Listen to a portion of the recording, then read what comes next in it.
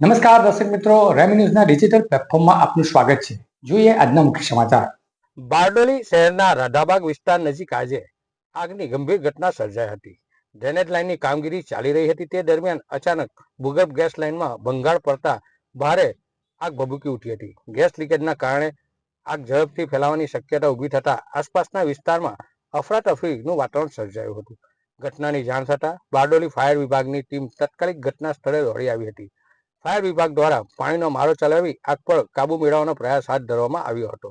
સાથે જ ગેસ એજન્સીની ટીમ તથા બારડોલી પોલીસમાં ઘટના સ્થળે પહોંચી પરિસ્થિતિ પર કાબુ લેવા માટે જરૂરી સુરક્ષા વ્યવસ્થા ગોઠવી હતી. ગેસ એજન્સી દ્વારા તાકીદેના પગલા રૂપે તરત જ ગેસ લાઇન બંધ કરવામાં આવી હતી, જેથી વધુ ગેસ લીકેજ અટકાવી શકાય. ફાયર વિભાગ અને એજન્સીએ સંયુક્ત કાર્યવાહી કરી આગ પર કાબુ મેળવવામાં સફળતા મળી હતી. આગ સંપૂર્ણ શાંત થયા બાદ ગેસ લાઇનની રિપેરિંગ કામગીરી હાથ ધરવામાં આવશે.